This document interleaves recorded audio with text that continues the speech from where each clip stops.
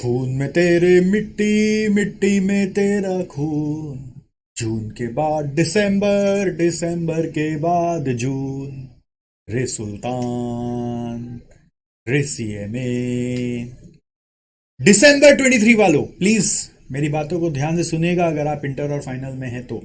Very very important, very very important. अगर आप दिसंबर में एग्जाम नहीं दे रहे तो उन बच्चों के साथ ये वीडियो शेयर करेगा जो दिसंबर में एग्जाम दे रहे हैं।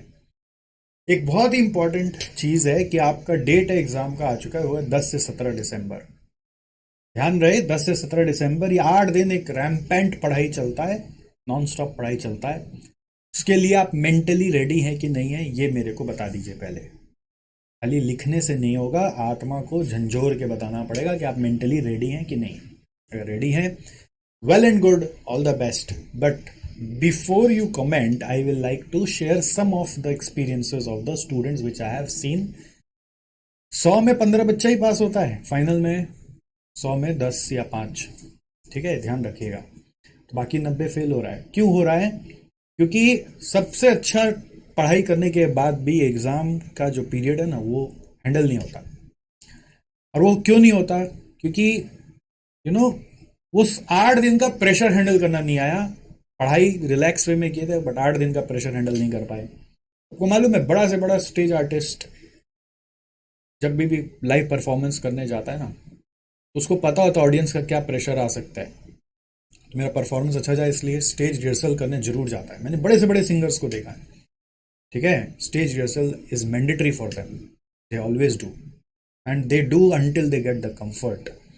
मतलब they do it very very passionately. ऐसा नहीं कि बस हाँ चलो कॉन्फिडेंटली करके ऐसे निकल लिया, बहुत सिंसियरली करते हैं। And that's how they get the comfort of performing on the stage. So my question to you is, have you done the rehearsal of these 8 days? If not, then it might be a problem कि आपको फिर दिसंबर के बाद जून में आना पड़ेगा। ध्यान रखिएगा। और जून में सब कुछ नया सिलेबस है, सब चीज में एक्स्ट्रा एक्स्ट्रा पढ़ना पड़ेगा। तो क्यों इस बार मौका गंवाना चाह रहे हो, स्पेशली ओल्ड सिलेबस स्टूडेंट्स? तो हम लोगों ने, आपको जैसे पता है, एसजीसी ने मॉक टेस्ट संग्राम नाम का सीरीज बनाया हुआ है। इसमें सीएमए मॉक टेस्ट संग्राम बोलकर हमारे वेबसाइट पे आपको दिख जाएगा। ओल्ड सिलेबस, न्यू सिलेबस सबका मिलेगा। ये 2 फेज में होता है। फेज 1 कंप्लीट हो गया तो उसके बारे में भी बात ही नहीं करें। फेज 2 होता है फुल टेस्ट, जो कि basically replica of your main exam है। 8 दिन का सेम रेप्लिका हम लोग करते हैं। 2:30 से 5:30 बजे तक टेस्ट चलता है और 20 नवंबर से चालू हो रहा है। ध्यान रखें, 18 नवंबर को इसका एक ओरिएंटेशन सेशन है मेरे साथ, शाम को 4 बजे से। ध्यान रखें, 18 नवंबर को ओरिएंटेशन सेशन है। उस ओरिएंटेशन सेशन के पहले तक सिर्फ एडमिशन लिया जाएगा। मे बी आप समझ लीजिए 3 बजे तक एडमिशन लिया जाए, उसके बाद एडमिशन बंद कर दिया जा रहा है। उसके बाद अगर कोई मजबूरन कोई बच्चे हैं जो जॉब वॉब में हैं, ठीक है, वो जब बच्चों के लिए हम लोग ओपन रखेंगे, बट नॉर्मल बच्चों के लिए ओपन नहीं रखेंगे। 18 तारीख को ओरिएंटेशन सेशन में मैं आगे कैसे पढ़ना है एक एक दिन में वो समझाऊंगा। ठीक है, ऐसे मेरा वीडियो यूट्यूब में भी आपको मिल जाएगा। अगर आप नहीं आ रहे हो तो कैसे एक एक दिन में पढ़ना है, तो यूट्यूब में वीडियोस है, सब चीज़ का वीडियोस है, मिल जाएगा। नहीं तो वापस बना दूंगा, वो अलग चीज़ है। बट फिलहाल उनके लिए अलग से मैं लाइव जाके उनको लाइव ऑनलाइन सेशन में समझाऊंगा एक एक दिन में कैसे पढ़ना है। और उन बच्चों का 20 से कितना तारीख तक, 27 तारीख तक, 27 नहीं 28 से शायद हम लोगों ने एक दिन एक्स्ट्रा रखा है, संडे छुट्टी रख दिया है। 28 तारीख तक, ये ऐसे इंटर का दिखा रहा हूँ, वैसे फाइनल का भी ओल्ड सिलेबस का भी। तो 28 तारीख तक ये टेस्ट चलेगा और 2:30 से 5:30 शेड्यूल्ड मैनर में आप हमारे सामने कैमरा में अपने कैमरा ऑन करके बैठोगे 3 घंटा। हम लोग क्वेश्चन पेपर आपको ऑनलाइन भेजेंगे, आप उसका घर पे प्रिंट कर सकते हो और फिर आप अपना आंसर पेपर हमें भेजोगे, हम उसको चेक करवा के कमेंट सहित आपको वापस करेंगे, आपको आपका रिपोर्ट कार्ड भेजेंगे।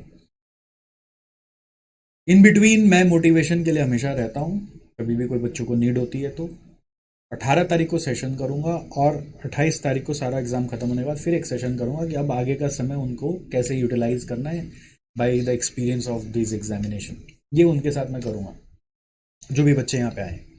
तो मैं ये बताने आया हूँ कि आप अभी भी मिस कर रहे हो क्या, क्या सोच रहे हो मेरे को नहीं मालूम। ठीक है। I don't know what you are thinking, but क्या आप अभी भी मिस करो, क्या सोच रहे हो? आप ये सोच रहे हो कि प्रिपरेशन पूरा नहीं हुआ है, तो वो मेन एग्जाम में भी पूरा नहीं होगा। आपको जितना प्रिपेयर हुआ उसके हिसाब से देना है। हमने स्ट्रेटजीज बनाई थी, आपको बहुत सारे स्ट्रेटजी वीडियोस दिए थे। समरी नोट्स बनाना है, इंस्टीट्यूट मैट गो थ्रू करना है, मेरा मैट गो थ्रू करना है, अपने टीचर का मैट गो थ्रू करना है, इंपॉर्टेंट सम्स का लिस्ट बनाना है, फिर एमसीक्यू प्रैक्टिस करना है, अगर थ्योरी है तो थ्योरी पढ़ना है, और ये सब करके एग्जाम में जाना है। ठीक है। इसके अलावा पास्ट ईयर का पेपर्स और एमटीपी भी आप कर लेते हो तो एक एज आ जाता है। पास्ट ईयर पेपर एमटीपी भी बहुत इंपॉर्टेंट रोल प्ले करता है। अब आपका हो सकता है इसमें से 4 चीज हुआ, 2 चीज नहीं हुआ, तो क्या फर्क पड़ता है? हो सकता है एमसीक्यू अभी तक नहीं देगा, थ्योरी अभी तक नहीं पढ़ा, कोई बात नहीं, जितना हुआ उसके बेस पे देना है। आपको देखना है कि आप जितना पढ़ के गए थे उसके हिसाब से कैसा पेपर दे पा रहे हो, और फिर एग्जाम हॉल में पूरा 3 घंटा बैठ पा रहे हो कि नहीं बैठ पा रहे हो। बहुत बच्चों के साथ ऐसा होता है, 1.5 घंटे बाद ही भागो भागो भागो बंद कर दो, सब निकल जाते हैं, पेशेंस लूज हो जाता है। ऐसा नहीं, 3 घंटा पूरा बैठना है शांति से। ऐसा देखना है कि क्वेश्चन ठीक से चूज कर पा रहे हो क्या, पहला 15 मिनट ठीक से यूटिलाइज करके क्वेश्चन ठीक से चूज कर पा रहे हो क्या।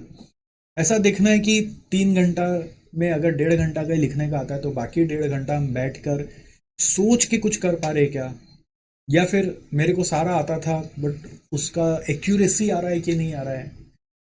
थ्योरी अभी तक याद कर रहे थे, ये सोचना है कि मैं जितना याद आ रहा है उसका पॉइंट्स प्रॉपरली इलेबोरेट करके लिख पा रहा हूँ क्या।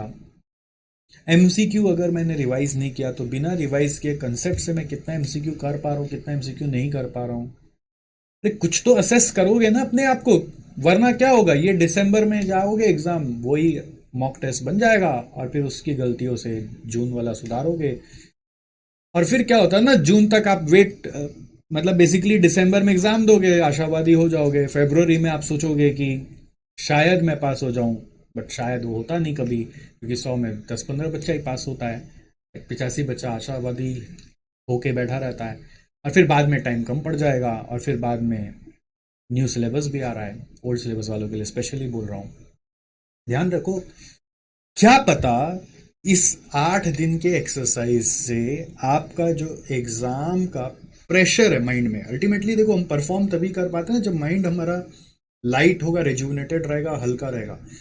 तो क्या पता वो जो माइंड में प्रेशर है वो सारा का सारा सब्सिडाइज हो जाए by this phase 2 of mock test संग्राम। अगर हो गया तो यू विल बी विनर।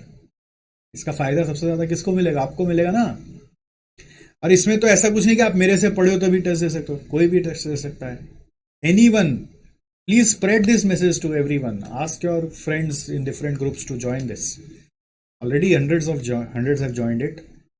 ठीक है, but you should also join. Don't expect यही क्वेश्चंस एग्जाम में छपने वाले हैं, बट डू एक्सपेक्ट कि आपको प्रेशर हैंडल करना आ जाएगा, आई एम वेरी श्योर। और इसके बाद भी तो मैं आपको 10 दिन का गैप दे रहा हूँ, तो उस 10 दिन का मैं एक स्ट्रेटजी दे दूंगा। जब मैं ये कंक्लूड करूंगा तो आपको पता चल जाएगा कि जो गलतियां उसको सीख के सुधारना कैसे है ना। ये बहुत ज़्यादा ज़रूरी है, मुझे लगता है ये आपके लिए गेम चेंजर होगा।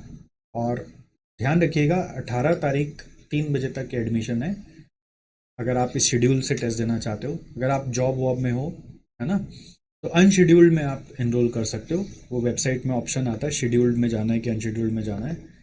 ठीक है, आप वेबसाइट में sgc.co.in में जाओगे, मॉक टेस्ट संग्राम दिख जाएगा, शेड्यूल अनशेड्यूल्ड चूज कर सकते हो। प्रेफर्ड है शेड्यूल्ड में आओ तो डिसिप्लिन बहुत अच्छी होगी। अनशेड्यूल्ड उनके लिए रखो जो जॉब वॉब में काम करते हैं, बाकी सबके लिए हम लोग अनशेड्यूल्ड प्रेफर नहीं करेंगे।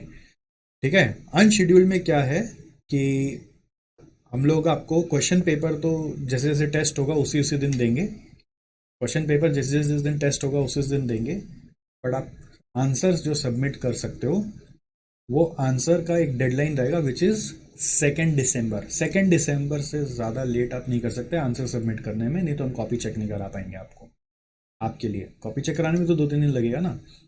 तो 2 December will be the submission deadline, और शेड्यूल वाला लोग का तो जिस दिन एग्ज़ाम का डेट है उसी दिन चलेगा। मुझे लगता है कि आपको इसमें ज़रूर आना चाहिए। It is going to help you lot irrespective of whatever you have prepared. Don't fear, आपका फियर यही है मेरा अभी पूरा नहीं हुआ है, और वो पूरा होगा भी नहीं बेटा, मैं आपको ये बता सकता हूँ।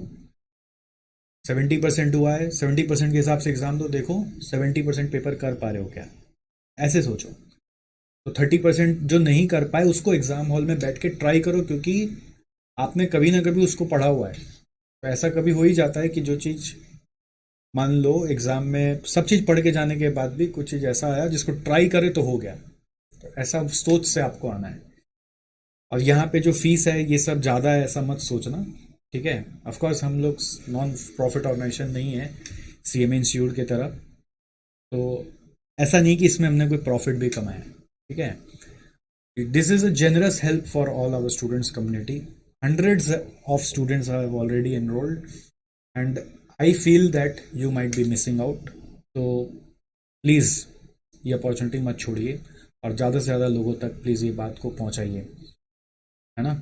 अगर एक दो दिन डिले भी हो जाए कि आप 20 तारीख का एग्ज़ाम छोड़ दे रहे हैं, तो ऐसा भी हम कर सकते हैं आपके लिए कि आप कुछ एग्ज़ाम अनशेड्यूल्ड में देकर बाकी एग्ज़ाम शेड्यूल्ड में दे दें।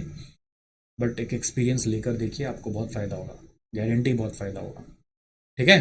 तो यही बताने आया था, एंड आई होप आप मेरी बात को गहराई से समझेंगे। एक बार हो सके तो वीडियो को फिर से सुनेगा मैं क्या बोलना चाह रहा था, और आप आइएगा ज़रूर। मैं मिलूंगा आपसे 18 तारीख को ओरिएंटेशन सेशन में, ठीक है। Bye bye, take care.